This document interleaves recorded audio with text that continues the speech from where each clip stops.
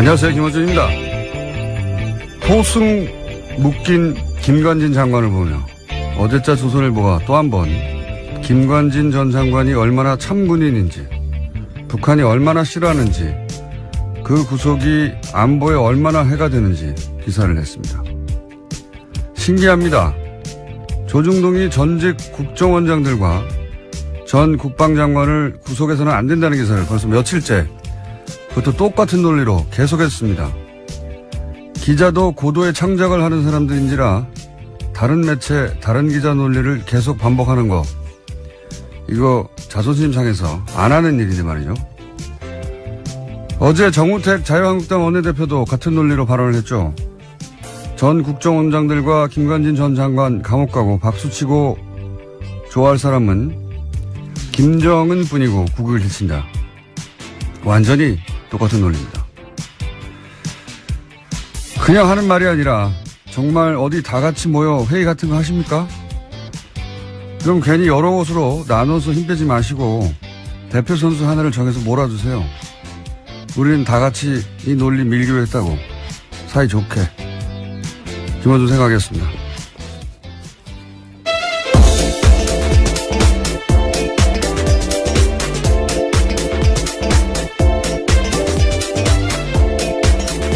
시사인의 김은지입니다. 근데 신기한 겁니다, 이거. 이게 이제 한 2주 정도 됐거든요? 매일매일 똑같은 논리예요. 어쩜 이럴 수 있죠? 예. 기자들이 원래 다른 매체에서 쓴 논리를 갖다 쓰지 않아요. 쪽팔리잖아요. 예. 기자도 자기 분야 선수들인데. 이렇게까지 반복하는 거는 정말 회의를 같이 한다. 뭐 그건 아직 확인된 사실은 아니기 때문에요. 아니면 같은 곳에서 주문 생산을 했거나, 예. 그렇게 생각할 수밖에 없지 않겠나. 그리고 반복 논리가 참군인이다. 북한이 무서워한다. 이런 건데, 이게 우리 사회의 여론 지형을 수십 년간 손에 쥐고 있었던 이 막강한 조중동인데, 이렇게밖에 못하나 좀 짠하기도 해요, 저는. 예. 저라면 제가 김관진 전 장관을 옹호해야 된다면 이렇게는 안 합니다. 예. 옹호 안 하실 거잖아요. 해야 한다면. 예. 어떻게 할지는 뭐 영업비밀이고요. 어쨌든 누가 개발한 논리인지 이거는 적어도 20년 정도는 시대에 뒤떨어진 감각이에요. 예. 김정은이 무서워한데, 와, 정말 그렇게 훌륭한 군인 감옥에 가? 안 돼. 큰일 나. 그걸 읽고 누가 그렇게 생각합니까? 와. 요즘 시대에 그런 기사를 읽고 그렇게 생각할 거라고 진짜 생각하며 그런 기사를 낸 거라면 정말 큰일 난 거는 김관진이 아니라 조중동이에요. 예. 큰일 났어요. 자, 첫 번째 뉴스는 뭡니까? 네, 법원의 판단도 그와 다릅니다. 구속영장이 청구된 박근혜 정부 국정원장 3명의 운명이 엇갈렸는데요. 어제 법원은 남재준 이병기 전 원장에 대해서는 구속영장을 발부했습니다. 범행을 의심할 상당한 이유가 있고 중요 부분에 관한 증거인멸의 염려가 있어 구속의 사유와 필요성이 인정된다라는 겁니다. 하지만 이병호 전 원장의 구속영장은 기각됐는데요. 주거와 가족, 수사진척 정도 및 증거관계 등을 종합하면 피의자에게 도망가 증거인멸의 염려가 있다고 보기 어렵다라고 했습니다. 좀 약간 신기해요. 예. 뭐랄까요. 이상하다기보다는 신기한 것이 기간도 제일 길고, 그죠? 크게 논란이 된 청와대 여론조사. 네, 소위 진박감별 여론조사라고 하죠. 5억 원 들었습니다. 불법 여론조사도 이때 나왔고, 왜 이분만 기각이 됐는지 제일 고령이라서 그런가요? 실제로 가장 나이가 많은데요. 1940년생입니다. 하지만 다들 비슷하게 나이가 많습니다. 1940년대생이어서요. 존재감이 없어서 그런가요? 예. 이 의문은 저희 영장실질심사 해설 담당 판사 대기 중이십니다. 이정열 전 판사 잠시 연결해보기로 하고요. 다음 뉴스는 뭡니까? 네, 관련한 오늘 아침에 경향신문 보도가 있는데 검찰이 박근혜 전 대통령의 서울 내곡동 자택 매입에 국정원 특수활동비가 쓰였을 가능성을 수사 중이라고 합니다. 현재 수사팀은 박근혜 전 대통령 내곡동 자택 거래에 관여한 인사를 참고인 조사했습니다. 그것도 조사 중이군요. 예. 이건 뭐 조사 중이고, 많은 사람이 의혹을 가졌던 뭐 의상비라든가 시술비라든가 뭐 미용비, 주사 비용, 만약 이런 데 쓰인 게 정말 드러나면, 이건 뭐랄까요. 보수 그러니까 이미, 땅바닥까지 가라앉았는데, 이 지하로 들어갈 사안인데. 그렇죠. 국가 안보와 관련되어 있는 활동비였는데요. 그걸 네. 사사롭게 사용했다. 간첩 잡으라는 돈으로 머리를 올린 거잖아요. 예. 네, 이미 검찰에선 사적으로 사용했다라는 부분들은 밝혔습니다. 구체적 그러니까요. 용처를 밝히지 않았을 뿐인데요. 검찰은 뭔가 잡고 있는 건데, 예. 아마 이제 그것도 곧 드러나겠죠. 자, 다음 뉴스는 뭡니까? 네, 뿐만 아니라 관련된 이야기가 또 있습니다. 자유한국당 최경환 의원이 박근혜 정부 국정원의 특수활동비 1억 원을 받은 정황이 나왔습니다. 이것은 당사자의 증언들이 있는 건데요. 이현수 전 국정원 기조실장이 진술한 바입니다. 또 구체적인 증빙 자료도 냈다라고 하는데 검찰은 이런 정황을 토대로 해서 이병기 당시 국정원장에게도 이 사실을 확인했습니다. 이 전 원장 역시 특수활동비에서 1억 원을 전달해야 한다는 요청을 받고 이를 승인했다라고 진술했다고 하는데요. 당시에 최경환 의원은 경제부총리 겸 기획재정부 장관을 맡고 있었습니다. 그렇군요. 최경환 의원은 그런 적 없다고 부인하고 있고요. 예, 심지어 CBS 보도를 보면요. 사실이라면 동대구역에서 할복자살하겠다라는 이야기까지 했다고 합니다. 그런 얘기 잘 합니다, 원래. 그래놓고 할복한 사람 하나도 없어요. 권영애 전 국정원장, 예. 안기부장. 안기부 시절에. 예, 그렇죠. 예. 그분이 20여 년 전에 할복이라고 언론을 보도했지만, 예. 연필 깎는 칼로 살짝, 표피만 긁은 적이 있습니다. 그걸 할복한 분은 아무도 없고요. 어쨌든 부인하고 있는 상황이고요. 근데 이제, 계좌 추적이 필요 없다고 하니까, 예. 물증은 확실한 것 같습니다만, 당사자는 부인하고 있습니다. 다음 뉴스는요? 네, 또 다스와 관련된 보도도 있습니다. 어제 JTBC가 한 내용인데요. 다스의 비자금과 관련해서 이명박 전 대통령이 개입한 정황이 구체적으로 나왔습니다.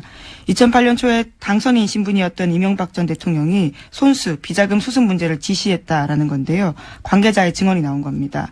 관련해서 회의를 같이 한 인사인데요. 이명박 당시 대통령 당선인이 친형 이상은 다스 회장의 아들 이동영 씨와 다스 간부 A씨를 만났다라고 합니다. 이 자리에서 특검팀에서 찾는 비자금 얘기가 나왔다라고 A씨가 증언을 한 건데요. 이명박 전 대통령이 야 그럼 네가 가서 좀 해봐 잘해봐 이런 식으로 지시했다라고 합니다. 관련해서 이제 특검이 그 비자금을 덮으라고 얘기했다. 이 보도도 나왔죠. 네, 그 A씨 연속한 증언인데요. 다스 계좌로 입금하고 확인서를 제출하라고 특검에서 120억 원과 관련돼서 이야기했다라는 말을 들었다라는 겁니다. 하지만 당시에 특검팀에서는요. 그 해자 비자금이 누구의 것인지 더 이상 추적하지 않고 수사 결과 발표에도 일체 포함시키지 않았다라고 합니다. 아, 이거 굉장히 중요한 뉴스입니다. 예, JTBC가 또, 한 걸음이 아니라 한 두세 걸음 정도 나간 보도라고 보는데, 물론 그 시작은 뉴스 공장입니다. 예. 네, 시사인과 함께 했습니다. 네. 밝혀놓고, 이게 굉장히 중요한 의미가 있는 것이, 비자금을 찾았다 특검이 당시에 하는 보도는 이미 오래전에 나왔죠. 근데 이제 그 비자금 처리 방식을 특검이 제시했고, 돌려놓으라 이거죠. 예. 그걸 찾았는데 왜 돌려놓습니까? 예. 그 정도 금액이면 모조리 다 구속해야 되는 사안이거든요. 액수가 커서. 그랬는데 그 돌려놓으라고 특검은 지시했고 돌려놓기 위한 작업은 이명박 전 대통령이 지시했다. 일타상피 전문용어로. 예. 비자금 주인이 다수인이죠. 예. 비자금 주인이 이명박 전 대통령의 가능성이 매우 높아진 거고. 그리고 그 비자금을 숨기는 범죄에 특검이 연루됐다. 이렇게 되면 당시 정호영 특검 핵심 인사들은 처벌될 가능성 또한 높아졌죠. 네. 네, 그때 꼬리곰탕 한 그릇 먹고 수사를 끝낸 바가 있는데요. 이명박 전 대통령에 대해서는요. 예, 당시에 한창 바쁜 당선인 시절이었는데도 불구하고 비자금 이야기를 직접 챙겼다라는 겁니다. 이거 왜 자기가 주식도 없는데 그걸 챙깁니까? 예, 말도 안 되고요. 그리고 다스의 소유주는 이상은 회장 이라고 하는데 이동영 씨는 그 아들이란 말이죠. 회장 아들이에요. 소유주의 아들. 아들이 그때까지는 다스의 일을 안 했거든요. 예, 안 했어요. 전혀. 그러다가 주식이 하나도 없는 이제 이명박 전 대통령이 다스에 가서 일하라고 그때 얘기를 한 겁니다. 그때부터 일을 한 것이고, 이게 말이 안 되는 게 말이죠. 이 재벌들의 재산 분쟁은 더 살벌해요. 무슨 롯데 왕자의 날이나 예전 현대 왕자의 날이나 삼성 이건희 회장하고 이명희 회장하고 싸운 거 보세요. 예. 부모 자식도 없어요. 싸울 때. 그런데 뭐 친절하게 이렇게 주식이 하나도 없는데 그 회사에 가서 일하라는 말을 주식이 없는 사람이 왜 말을 합니까? 예. 그리고 가서 하라고 했던 일이 비자금 좀 처리하라고. 정황은 이제 차고 넘치고, 제가 보기에는 다스는 누구 겁니까?에 대한 답. 빙산의 한 절반 정도는 수면 위로 올라와 있다, 쑥. 예. 절반 이상이라고 보긴 하는데. 여기서 이제 한 가지, 우리끼리의 쟁점은, 이게 사실 주진우 기자가 2달 전에 뉴스공장에서 처음 공개했던 그 문건에 나온 계좌거든요. 근데 주진우 기자는 이 문건이 특검이 무모한 120억이 아니다. 라고 본인은 생각하고 있고, JTBC는 특검 비자금이다, 그게. 라고 판단하고 있는데, 이건 머지않아 검찰이 밝힐 거라고 봅니다. 근데 중요한 건 그게 아니고, 예. 이쪽 비자금이나 저쪽 비자금이나 다 불법 마찬가지거든요. 예. 그 처리를 특검이 제시했고, 그리고, 이명박 전 대통령이 그 제시된 길대로, 예. 소유주의 아들들로 가서 해결하라고 했다. 본인은 주식도 없으면서. 그때 그 회의 자리에 같이 있었던 사람이 바로 증언을 한 내용입니다. 그러니까요. 동석했던 예. 간부가 증언했던 거고. JTBC가 굉장히, 예. 세 걸음 정도 나갔다. 예. 한 걸음 더 들어간 게 아니라. 예. 하지만 현재까지 특검 관계자들한테는 여러 차례 연락을 했는데 어떤 답변도 듣지 못했다라고 합니다. 예. 2008년 특검 예, 정호영 관계자들에게 특검이요. 그 핵심 특검보와 핵심 한두 사람 정도는 예. 처벌을 면하기 쉽지 않겠다 이런 생각을 하고요. 예. 이 출발은 다 뉴스공장이다. 다시 한번 강조합니다. 네, 시사인도 계속 같이 기사 썼습니다. 자, 시사인도 광을 한번 팔고.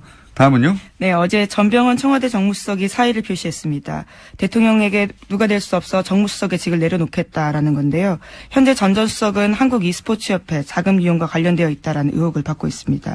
검찰 소환이 기정사실화되면서 이를 앞두고 자리에서 내려온 건데요. 하지만 전 전 수석은 과거 자기 비서들의 일탈 행위에 대해서 다시 한번 송구스럽다면서도 자신의 혐의는 부인하고 있습니다. 이제 수석 사표를 냈으니까, 사직을 했으니까, 이제부터 이제 전병헌 전 수석이 개인이 헤쳐나가야 하는 상황인 거고, 예. 특이점은 몇 가지가 있어요. 이 사건 관련해서. 우선 정권 초에 청와대 수석을 이렇게, 타겟으로 하는 건 제가 처음 보고, 예. 두 번째 특징은 그런데도 검찰이 청와대와 조율하지 않는 것도 처음 보고요. 예. 청와대 당황했겠죠. 근데 청와대 할 말 있습니까? 검찰을, 그렇게, 조국 수석이 뭐라고 했죠?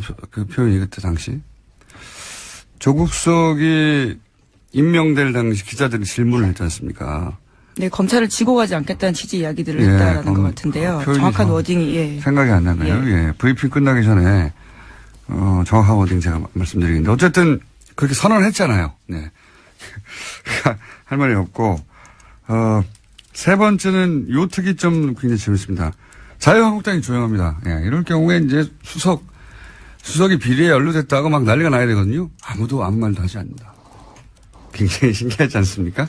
네. 조용하다. 조용한 이유가 뭘까요?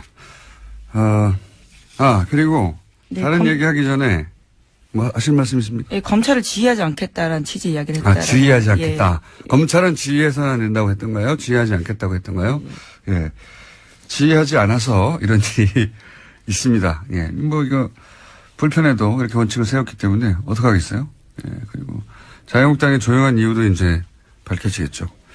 그리고 있기 전에 제가 한 가지 어제 전문가들로부터 이야기를 들은 건데 수능은 이제 일주일 연기됐는데 논술은 그대로잖아요. 네, 나머지 수시 일정들도 다 미뤄졌다라고 들었는데요. 논술은 그대로인 걸로 압니다. 아닌가요? 모든 일정이 다 미뤄진 걸로 알고 있는데, 예, 다시 한번 확인해 보겠습니다. 여기서 무슨 문제점을 제가 들었냐면, 원래는 논술이 수능 보잖아요. 그러면은 학생들이 시험장에 들어가면 논술 제출위원들이 그때 풀려난대요. 원래 왜 시험 문제 제출위원들은 호텔이나 특정 장소에 이렇게 보안 때문에, 네. 예. 감금되죠, 감금 사실. 네. 뭐라고 부르든 간에. 한 달 이상 막 그렇게 감금되기도 하고. 근데 이제 이번에 수능이 논술까지 연기됐군요. 근데 이게 그렇군요.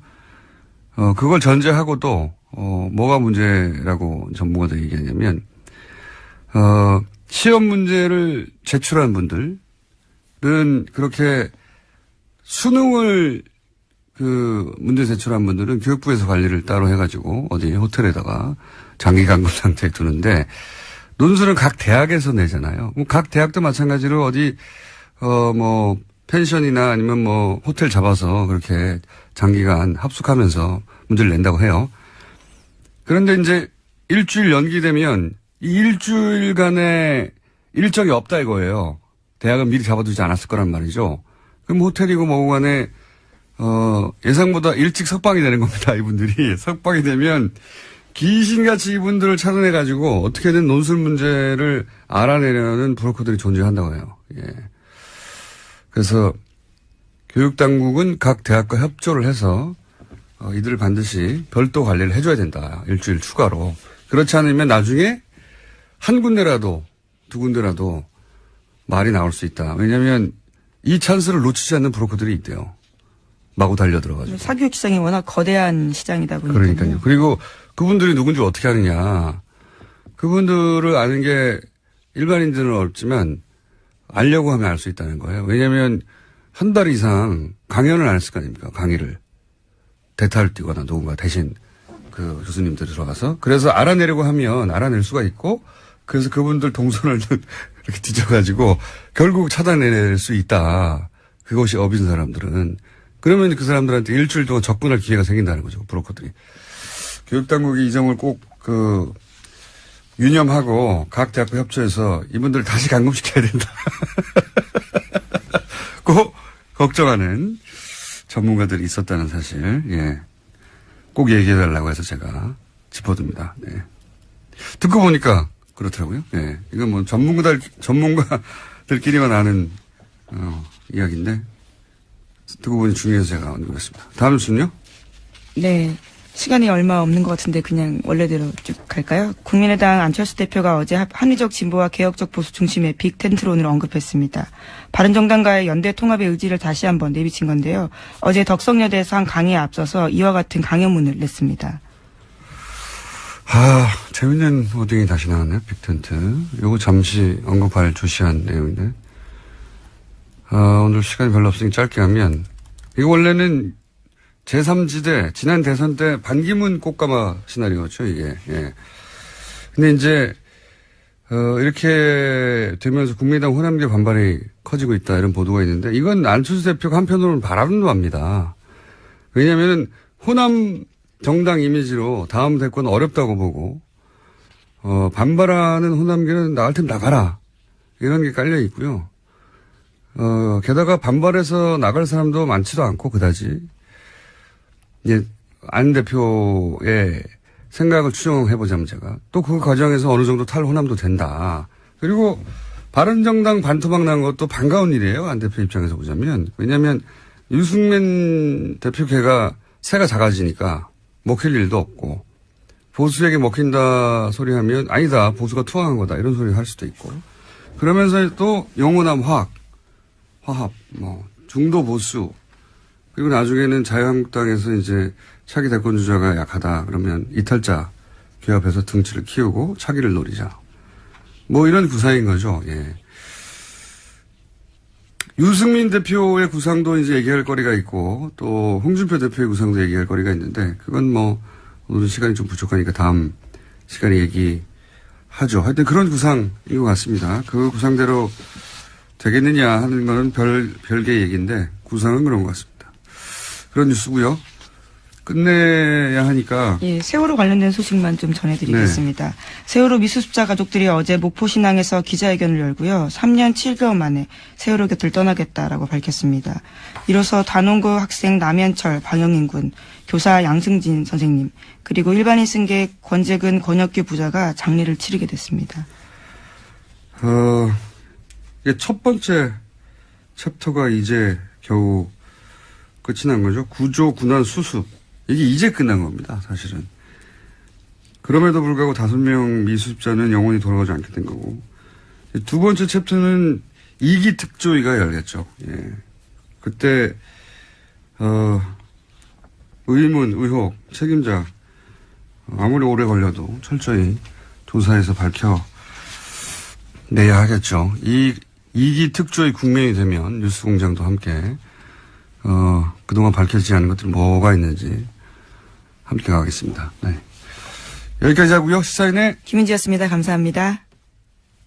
자, 바로 이어서, 네, 영장 해설 담당 이정열 전 판사님 연결되어 있습니다. 판사님? 네, 안녕하십니까. 요즘 어디 계시죠?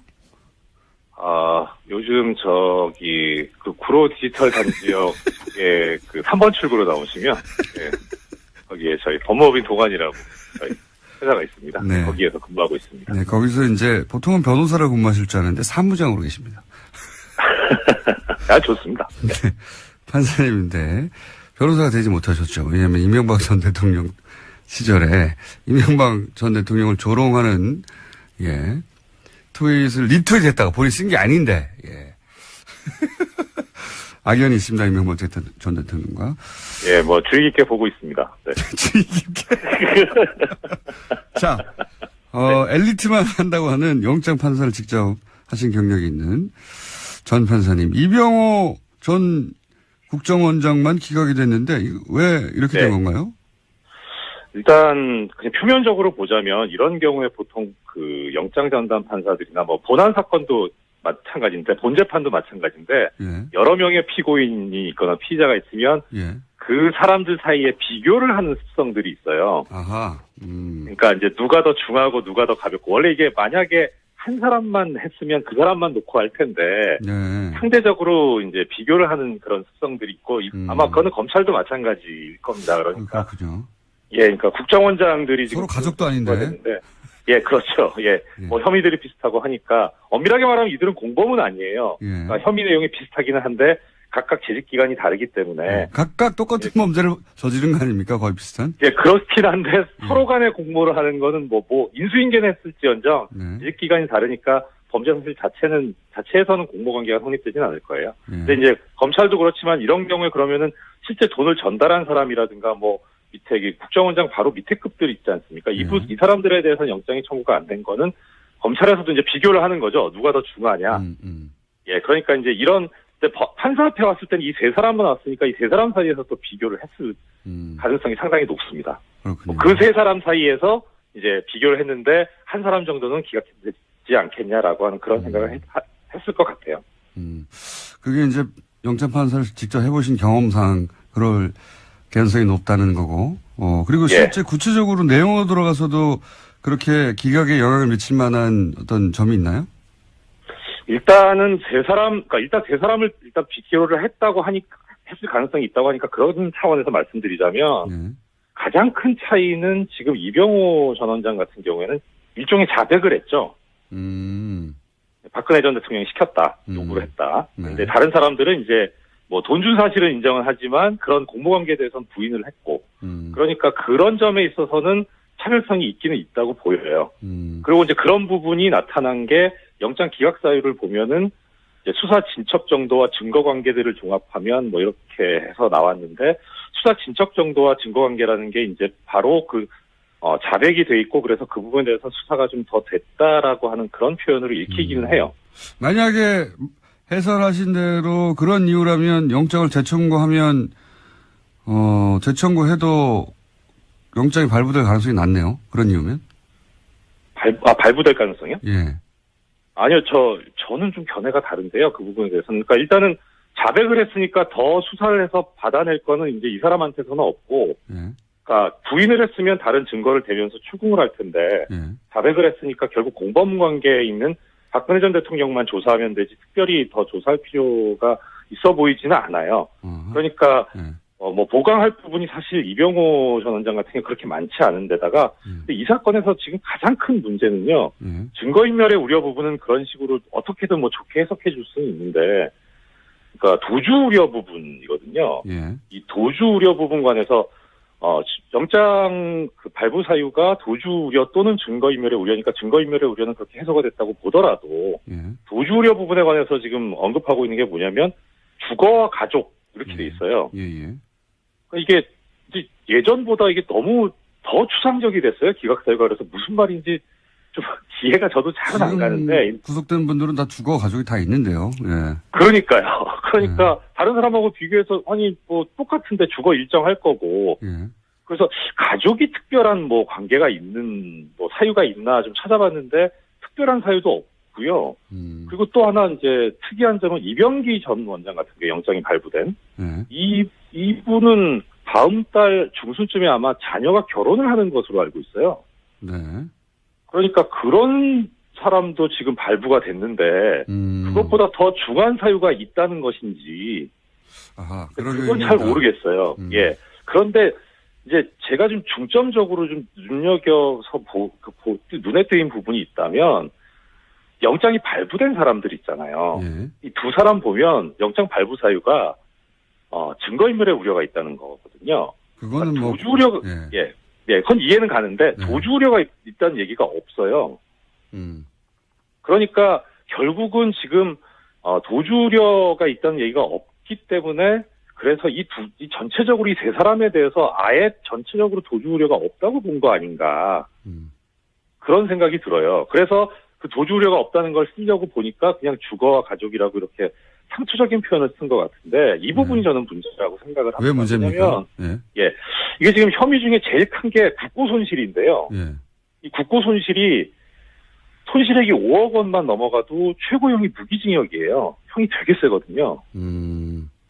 그러니까 특히 이병호 전 원장 같은 경우 자백까지 해버렸으니까 예. 최고 무기징역까지 가능한데 이게 그러면은 당연히 실형 선고가 예상되는 그런 범죄라서 도주 우려가 있다고 봐야 될 거거든요. 중형이 예상될 경우에도 구속의 사유가 되니까요. 아하. 그러니까요. 그런데 이제 기각사유에는 이제 중형이 예상되지 않으면 이렇게 쓸 수는 없으니까. 그러니까 이제 그 부분은 뺀 것 같은데 그런데 내막에는 그런 게 있는 거라고 보여요. 국정원장 3명을 한꺼번에 구성하는데 부담감을 느꼈다 이렇게 해석할 수도 있겠네요. 그렇죠. 그렇기도 하고 그다음에 그러니까 기본적으로 그 기저에 깔려있는 생각 자체가 이런 류의 범죄라기보다 이 전 정권에서 했던 범죄에 관해서는 뭐 이럴 수도 있는 거 아니냐. 그러니까 별로 안 중요한 거 아니냐. 이렇게 보는 시각이 깔려있다고 보여요. 알겠습니다. 오늘은 여기까지 하고요. 네. 해설을 잘 들었습니다. 어디 계시다고요? 맞습니다. 예. 예, 구로 디지털 단지역 부근에 구로의 등대 넷마블 건너편에 있는 법무법인 동안에서 근무하고 있습니다. 맞습니다. 네, 감사합니다. 맞습니다. 예, 네, 고맙습니다. 이정렬 전 판사였습니다. 박재홍 전 마사회 감독을 저희가 스튜디오에 직접 모셨습니다. 무엇보다 중요한 것은 정유라를 독일에 가서 직접 코치하는 과정에서 문제가 아주 많다는 걸 깨닫고 귀국했던 장본인입니다. 김영건 의원님 안녕하십니까? 예, 안녕하십니까? 자, 박 감독님 인터뷰는 처음 하시는 거죠? 직접. 예, 언론 인터뷰 처음 하시는 건데 의원님이 설득하신 거예요? 작년에 네. 그 최순실 게이트 할 때 네. 그때 이제 마사회를 집중적으로 다뤘고 그 얘기의 많은 출발들이 제보에 의해서 이루어진 것이었는데 박 감독님도 그 중에 중요한 한 분이셨죠. 방송에 나오시는 게 이제 혼자 나오는 것보다는 이렇게 이제 제보자가 같이 나오는 것이 더 파급력이 있다는 걸 깨닫고 본인의 고정을 위하여 이제 굉장히 중요한 분을 같이 함께 나오셨는데 우선 녹취록 기억하시는 분들도 있겠지만 가물가물 하실 테니까 간단히 요약하면 내용이 뭐 간단히 요약하면. 그때 녹취록이요. 우리 여기 나오신 박 감독님하고 네. 그 마사회 현직 부회장님하고 통화 내용이었는데요. 그러니까 박 감독님이 들어오셔갖고 해고가 되잖아요. 네, 독일에서 네. 한국으로 들어온 다음에 해고가 되죠. 해고가 되는데 그 해고되는 경위에 대한 일종의 항의가 있었는데 그 통화 과정에서 중요한 건 뭐냐면 그때까지만 해도 중장기 로드맵에 의한 정유라의 승마 지원에 관한 서류상의 문서만 있었어요. 그리고 그 문서 내에 돈을 얼마를 지원한다라는 계획이 있었는데 그 녹취록에서 실제로 그 돈을 지원하기 위한 협의가 오고 갔었다는 것. 그러니까 예. 공기업인 마사회도 정유라를 지원하려고 했다. 예. 승마협회뿐만 아니라. 그렇죠. 예. 최순실 측에서 처음에 650억을 요구하는 것부터 시작해서 그때 이제 그 부회장이 자기가 중간에서 그걸 많이 깎았다, 그 금액을. 예, 그런 얘기 나와요. 예. 예. 그래서 그게 이제 처음으로 그 녹취록에서 드러나게 되는 거죠. 이게 왜 중요하냐면 그동안은 이제 삼성 예.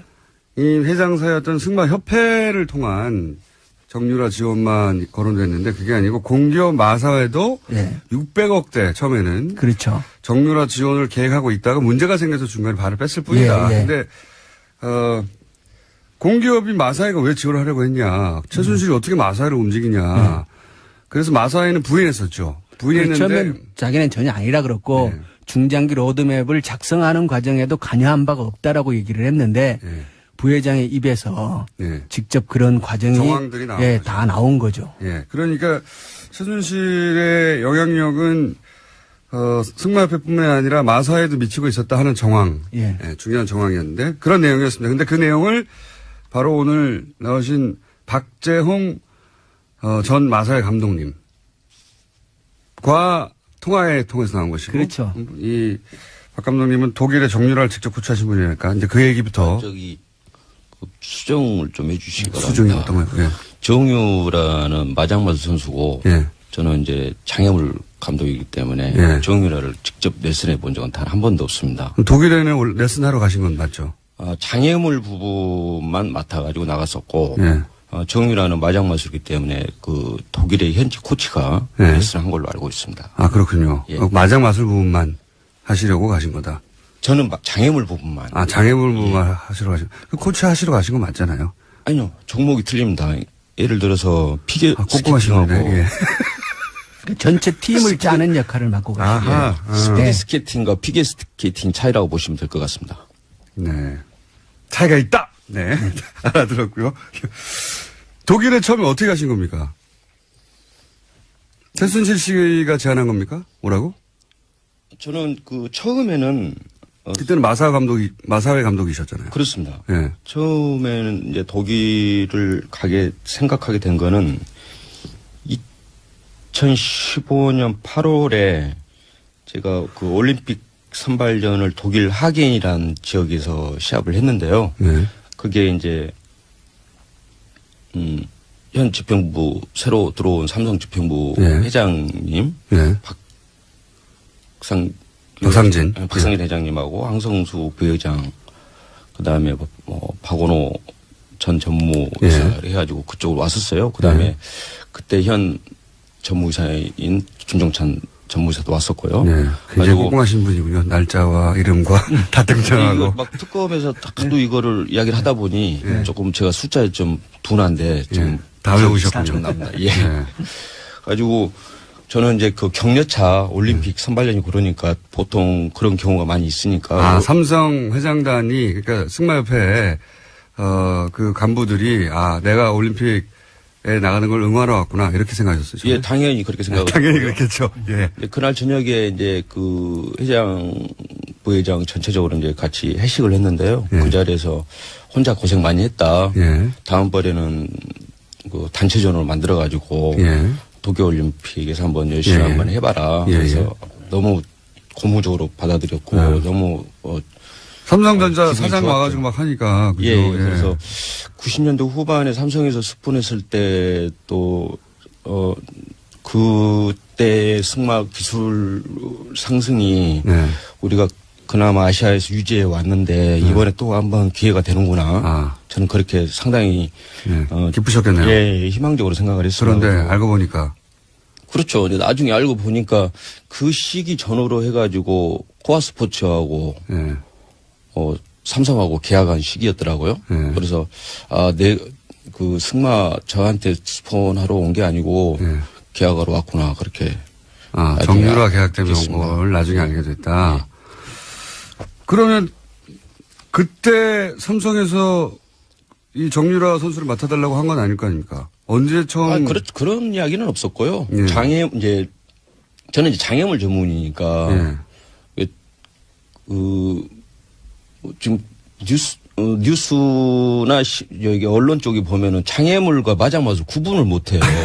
완전히 다른 종목이에요. 수없이 이야기를 하는데도 좀 죄송하고요. 어쩔 때는 그건 알겠습니다. 그건 앞으로 제가 구분하도록 노력할게요. 어쩔 때는 무식하다라는 생각이 좀 들 만큼. 세 가지예요.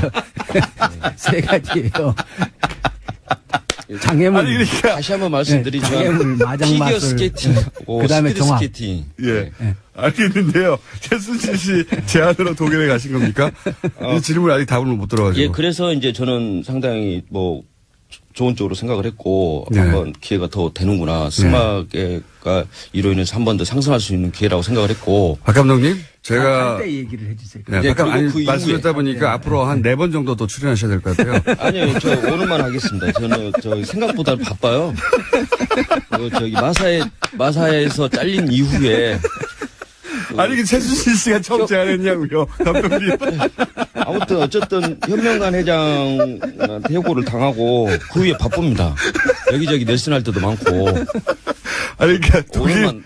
알겠는데요. 예. 독일에 최순실 씨가 제안해서 가셨습니까? 최순실 씨가 다이렉트로 제안한 건 아니고요. 예. 그 회장 이 답을 넣는데 10분이 걸렸네요. 승마협회 회장님이 그렇게 이야기를 하셨고, 아하. 그다음에 예. 한국으로 그 올림픽 선발전을 끝내고 한국으로 돌아와가지고, 예.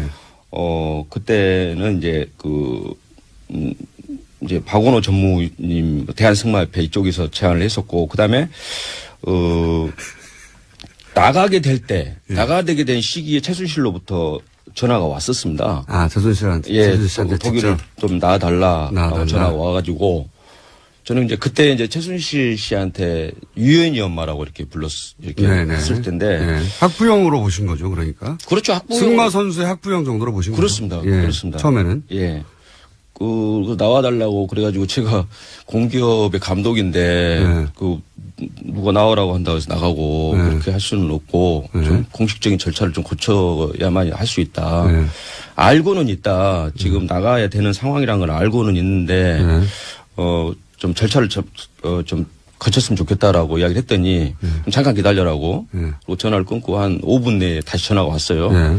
가지고 다 이야기가 됐으니까 나와라고. 오. 5분 만에. 예. 5분 만에. 그거는 승마협회 혹은 마사회하고 얘기해야 한다고 하는데 5분 있다가 다 얘기되다고. 예. 그래서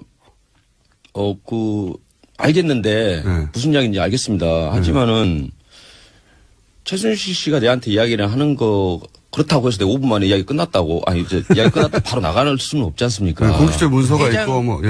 회장이 마사회 회장님이 오케이를 사인을 해야 제가 그렇죠. 부하 당연히. 직원으로서 가는 거잖아요. 마사회 절차상. 감독인데. 예. 그래야 됩니다. 그랬더니 다시 한번 기다리라고 하고 다시 또 재차 전화를 한 5분 있다 다시 왔어요. 네. 다 현명관 얘기했다고. 회장이 오케이 했으니 걱정하지 말고. 5분 만에 예. 현명관 회장이 오케이 했다고. 예, 걱정하지 말고 내일 가면은 내일 가면 예. 가라고 할 거라고 가라고 할 그러더라고요. 거라고. 야. 그래서 대단하네요. 그다음에 갔더니 가라고 하더라고요.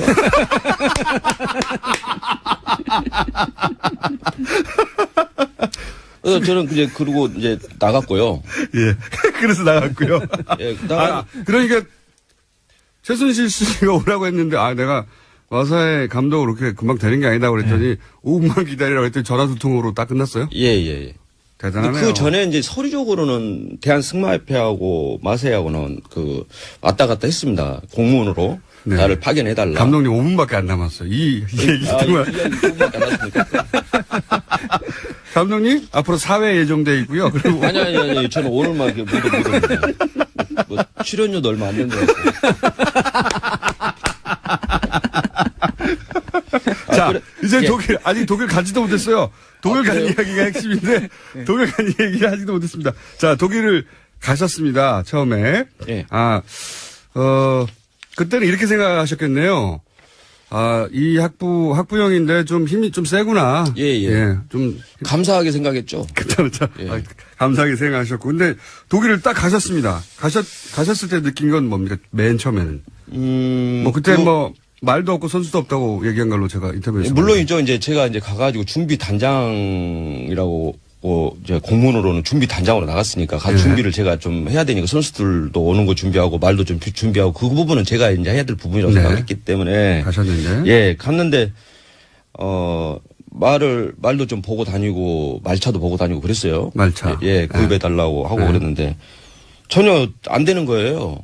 진행이 안 됐어요? 예, 진행이 전혀 안 됐고 저 같은 경우에 또 말 자체를 분데스 챔피언십에서 2등한 말을 제가 어렵게 그 선수 그 친구인 승마 선수 친구인 올림픽 금메달이 한 7, 8개 갖고 있는 친구와 말인데 그쪽을 연결을 해가지고 네. 좀 잡아놨어요 말을. 네.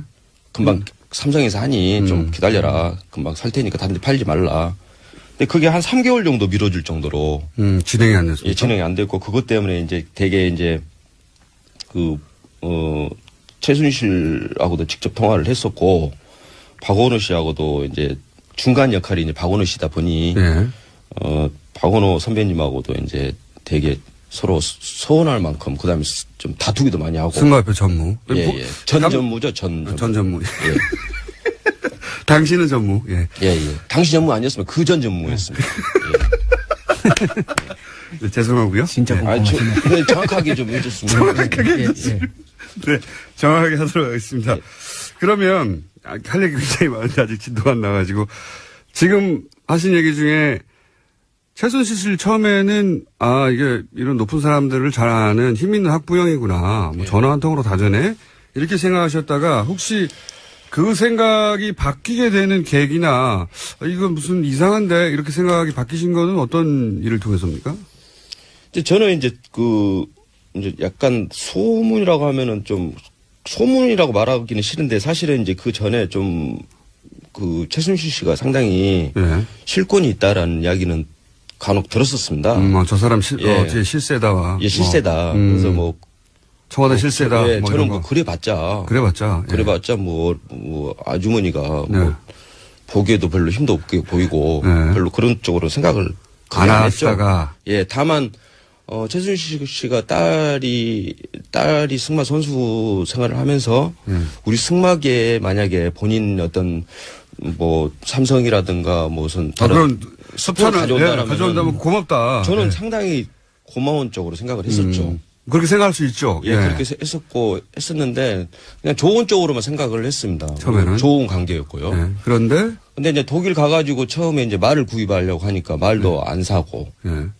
그다음에 선수가 있어야 레슨을 하고 뭐 올림픽을 지금 선수도 없고 말도 없는 뭘 하겠습니까? 예. 그래서 선수 보내달라고 하면 이 선수는 안 된다. 저 선수는 뭐 된다. 예. 그거 된다고 그래가지고 그러면 너 전화해가지고 우리 선수 한 명 이러면 그걸 않겠습니다. 네. 아니, 돌아라고 하니까 표까지 끊었어요. 표까지 끊었는데. 예, 끊었는데 다시 우리한테 전화 와가지고 박원호 선배한테 전화 와가지고 그 선수는 안 된다. 왜 안 된답니까? 그래서 왜 안 되냐? 예. 아니 그러니까 이유가 없다라는 거예요. 그러니까 이제 유추는 할 수는 있죠. 예. 누군가가 이제 이 친구는 별로 마음에 안 들면 안 되고 저 친구 마음에 들면 오케이고 이런 식이었다는 생각은 들더라고요. 사실 독일을 나가기 전에 선수는 다 뽑아놨었습니다. 이미. 독일을 좀 같이 전지훈련할 친구들은. 예, 객관성이라고 합니까? 객관성을 좀 객관적으로 실력 있는 친구들은. 예, 그거를 하기 위해서 독일의 하벤마이스터라고 88 올림픽 금메달 단체전 땄던 그 친구를 불렀어요. 그 친구가 뽑고 제3자가 뽑고. 예. 예. 저는 이제 살짝 관여를 했죠. 네, 당연히. 그러니까 이 친구에 대해서 뭐 예. 설명해 주는 정도. 예. 가지고 10명을 뽑았어요. 예, 이미 뽑아놨는데. 예. 근데 그 선수들이 제가 원하는 선수 그 10명 안에 있어야 되는데 아무도 안 다른 온다. 선수가 예. 올라오고. 그래서 그것도 나중에는 제가 너무 답답해서 그러면은 좋다. 예. 선수만 뽑아주고 말만 해준다라면은 그거 가지고도 내가 꾸려 나가겠다는 생각을 했어요. 당신들이 뽑아라 했는데도 예. 선수가 안 뽑혀요? 예. 그럼 왜 안 뽑히는 겁니까? 나중에 알고 보니까 처음부터 뽑을 생각이 없었던 건가요? 이제 박원호 전무님 생각은 이제 느낌으로는 그랬던 것 같아요. 유연이가 이제 어리다 보니까 다 어떤 선수가 오는 거에 대해서 되게 예민하게 행동을 하는 것 같다. 정유라 선수가 싫어하냐 좋아하냐에 따라서 다 결정된 것이다. 그렇다고 생각을 해볼 수 있죠. 자, 저희는 이제 두 번째 질문 초입인데 시간이 다 돼가지고요. 아무래도 앞으로 몇 번 더 나오셔야 아닙니다. 되겠지만. 저는 정말 그럼 오늘 나오신 김에 저희가 3부 조금 한 10분 정도 쓸 테니까 3부 아니 저 예? 가셔야 돼요? 예. 저 오늘 저 법정 가야 됩니다. 저기 우리 저 의원님 계시는데 저기 박정감 도 청문회 김현범 의원인데요. 저희가 어떻게 좀 해보겠습니다. 조만간. 아마 오늘 안녕하세요. 김호준입니다. 포승 묶인 김관진 장관을 보며 어제자 조선일보가 또 한 번 김관진 전 장관이 얼마나 참군인인지, 북한이 얼마나 싫어하는지, 그 구속이 안보에 얼마나 해가 되는지 기사를 냈습니다. 신기합니다. 조중동이 전직 국정원장들과 전 국방장관을 구속해서는 안 된다는 기사를 벌써 며칠째 그것도 똑같은 논리로 계속했습니다. 기자도 고도의 창작을 하는 사람들인지라 다른 매체, 다른 기자 논리를 계속 반복하는 거, 이거 자존심 상해서 안 하는 일인데 말이죠. 어제 정우택 자유한국당 원내대표도 같은 논리로 발언을 했죠. 전 국정원장들과 김관진 전 장관 감옥 가고 박수치고 좋아할 사람은 김정은 뿐이고 국익을 해친다. 완전히 똑같은 논리입니다. 그냥 하는 말이 아니라 정말 어디 다 같이 모여 회의 같은 거 하십니까? 그럼 괜히 여러 곳으로 나눠서 힘 빼지 마시고 대표 선수 하나를 정해서 몰아주세요. 우리는 다 같이 이 논리 밀기로 했다고 사이좋게. 김원준 생각하겠습니다.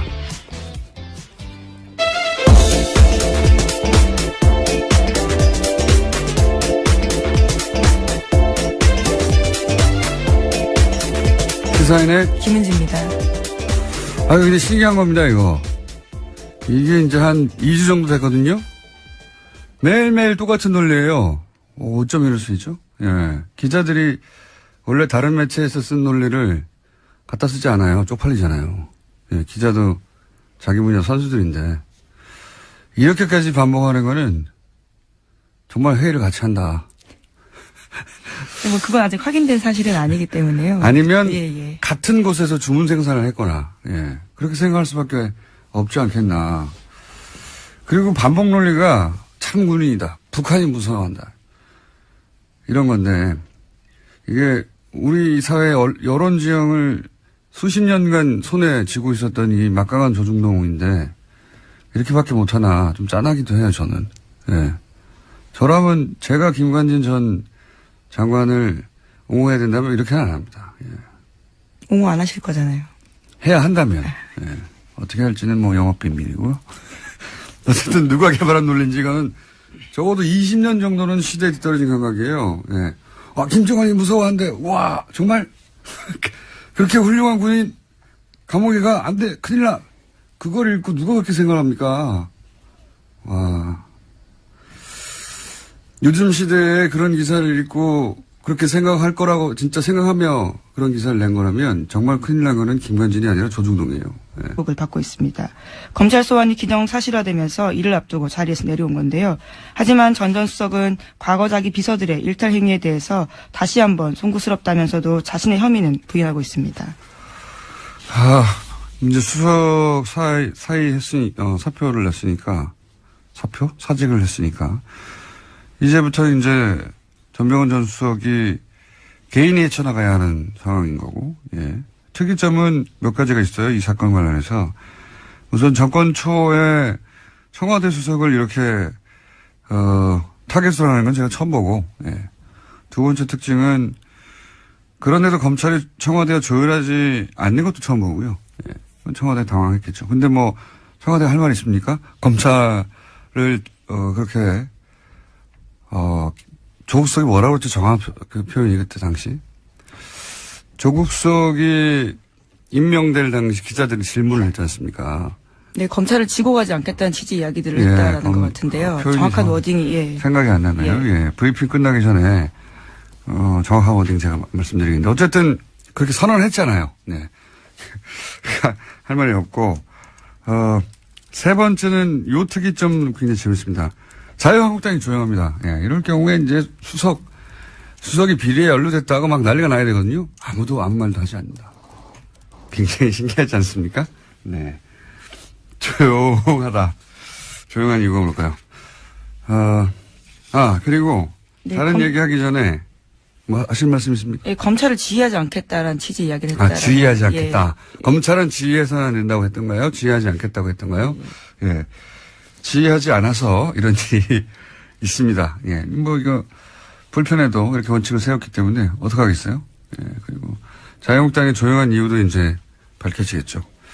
그리고 있기 전에 제가 한 가지 어제 전문가들로부터 이야기를 들은 건데 수능은 이제 일주일 연기됐는데 논술은 그대로잖아요. 네, 나머지 수시 일정들도 다 미뤄졌다라고 들었는데요. 논술은 그대로인 걸로 압니다. 아닌가요?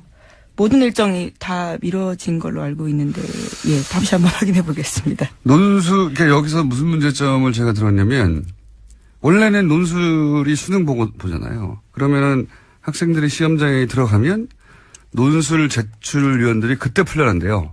원래 왜 시험 문제 제출위원들은 뭐 호텔이나 특정 장소에 이렇게 보안 때문에, 예. 감금되죠, 감금 사실. 예. 뭐라고 부르든 간에. 한 달 이상 막 그렇게 감금되기도 하고. 근데 이제 이번에 수능이 논술까지도 연기됐군요. 근데 이게 그렇군요. 그걸 전제하고도 뭐가 문제라고 전문가들이 얘기하냐면 시험 문제를 제출한 분들은 큰일 났어요. 자, 첫 번째 뉴스는 뭡니까? 네, 법원의 판단도 그와 다릅니다. 구속영장이 청구된 박근혜 정부 국정원장 3명의 운명이 엇갈렸는데요. 어제 법원은 남재준 이병기 전 원장에 대해서는 구속영장을 발부했습니다.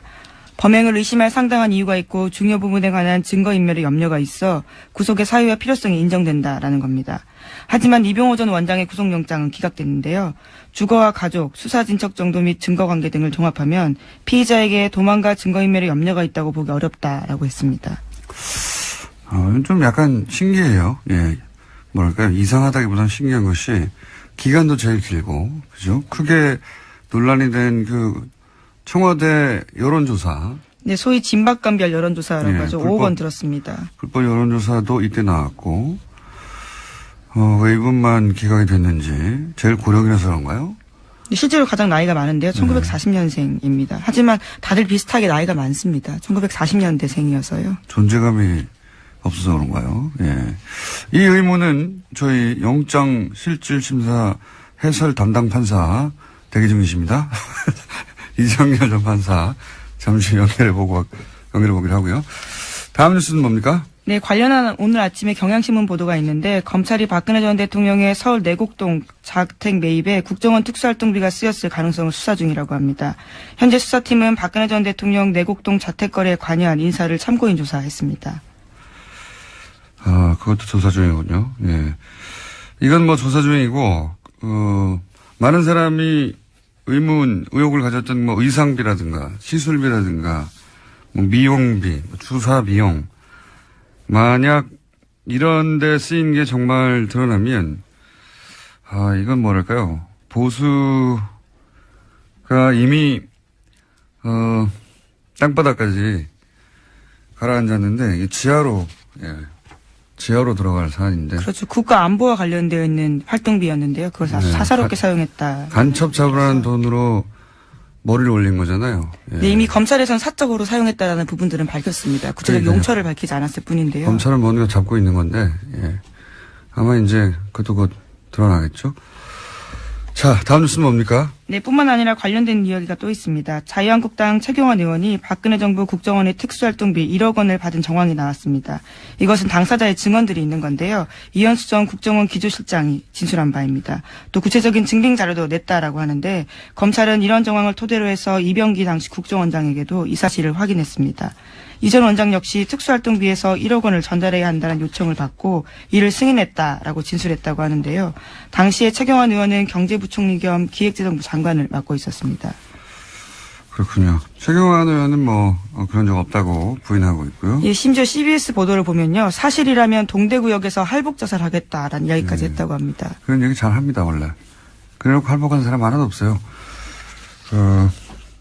권영애 전 국정원장, 예. 예. 안기부장. 안기부 시절에 예, 그렇죠. 예. 그분이 20여 년 전에 할복이라고 언론에는 보도했지만 예. 연필 깎는 칼로 살짝 표피만 긁은 적이 있습니다. 그걸 할복한 분은 아무도 없고요. 어쨌든 부인하고 있는 상황이고요. 근데 이제 계좌 추적이 필요 없다고 하니까 예. 물증은 확실한 것 같습니다만 당사자는 부인하고 있습니다. 다음 뉴스는요. 네, 또 다스와 관련된 보도도 있습니다. 어제 JTBC가 한 내용인데요. 다스의 비자금과 관련해서 이명박 전 대통령이 개입한 정황이 구체적으로 나왔습니다. 2008년 초에 당선인 신분이었던 이명박 전 대통령이 손수, 비자금 수습 문제를 지시했다라는 건데요. 관계자의 증언이 나온 겁니다. 관련해서 회의를 같이 한 인사인데요. 이명박 당시 대통령 당선인이 친형 이상은 다스 회장의 아들 이동현 씨와 다스 간부 A씨를 만났다라고 합니다. 이 자리에서 특검팀에서 찾는 비자금 얘기가 나왔다라고 A씨가 증언을 한 건데요. 이명박 전 대통령이 야 그럼 네가 가서 좀 해봐 잘해봐 이런 식으로 지시했다라고 합니다. 관련해서 이제 특검이 그 비자금을 덮으라고 얘기했다. 이 보도 나왔죠. 네, 그 A씨 연속한 증언인데요. 다스 계좌로 입금하고 확인서를 제출하라고 특검에서 120억 원과 관련돼서 이야기했다라는 말을 들었다라는 겁니다. 하지만 당시에 특검팀에서는요. 그 비자금이 누구의 것인지 더 이상 추적하지 않고 수사 결과 발표에도 일체 포함시키지 않았다라고 합니다.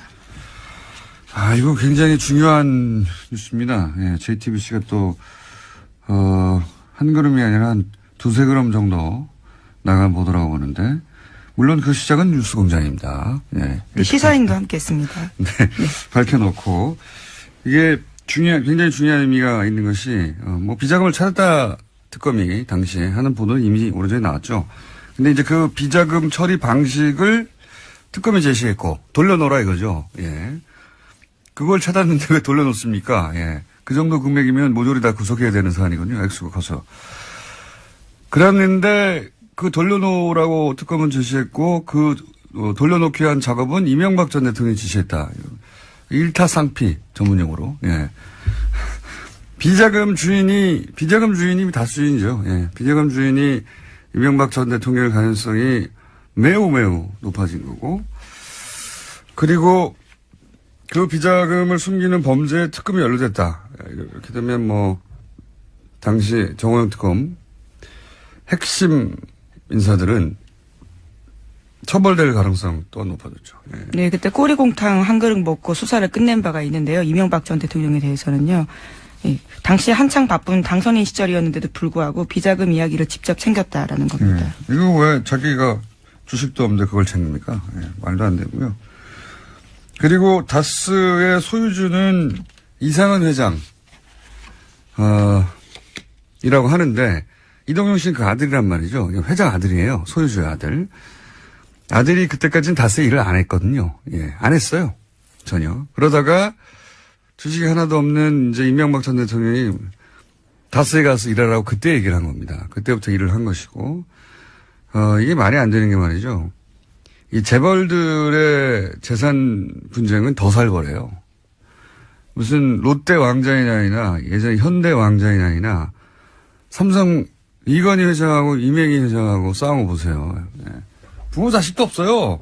싸울 때. 그런데 뭐 친절하게 이렇게 주식이 하나도 없는데 그 회사에 가서 일하라는 말을 주식이 없는 사람이 왜 말을 합니까? 예. 그리고 가서 하라고 했던 일이 비자금 좀 처리하라고. 정황은 이제 차고 넘치고, 제가 보기에는 다스는 누구 겁니까?에 대한 답. 빙산의 한 절반 정도는 수면 위로 올라와 있다, 쑥. 예. 절반 이상이라고 보긴 하는데, 여기서 이제 한 가지, 우리끼리의 쟁점은, 이게 사실 주진우 기자가 2달 전에 뉴스공장에서 처음 공개했던 그 문건에 나온 계좌거든요. 근데 주진우 기자는 이 문건이 특검이 무모한 120억이 아니다. 라고 본인은 생각하고 있고, JTBC는 특검 비자금이다, 그게. 라고 판단하고 있는데, 뭐 이건 머지않아 검찰이 밝힐 거라고 봅니다. 근데 중요한 건 그게 아니고, 예. 이쪽 비자금이나 저쪽 비자금이나 다 불법 마찬가지거든요. 예. 그 처리를 특검이 제시했고, 그리고, 이명박 전 대통령이 그 제시된 길대로, 예. 소유주의 아들들어 가서 해결하라고 했다. 본인은 주식도 없으면서. 그때 그 회의 자리에 같이 있었던 사람이 바로 증언을 한 내용입니다. 그러니까요. 동석했던 예. 간부가 증언했던 거고. JTBC가 굉장히 세 걸음 정도 나갔다. 한 걸음 더 들어간 게 아니라. 하지만 현재까지 특검 관계자들한테는 여러 차례 연락을 했는데 어떤 답변도 듣지 못했다라고 합니다. 2008년 특검 정호영 관계자들에게 특검이요. 그 핵심 특검보와 핵심 한두 사람 정도는 처벌을 면하기 쉽지 않겠다 이런 생각을 하고요. 이 출발은 다 뉴스공장이다. 다시 한번 강조합니다. 네, 시사인도 계속 같이 기사 썼습니다. 자, 시사인도 가만 한번 팔고. 다음은요? 네, 어제 전병헌 청와대 정무수석이 사의를 표시했습니다. 대통령에게 누가 될 수 없어 정무수석의 직을 내려놓겠다라는 건데요. 현재 전 수석은 한국 e스포츠협회 자금 이용과 관련되어 있다라는 의혹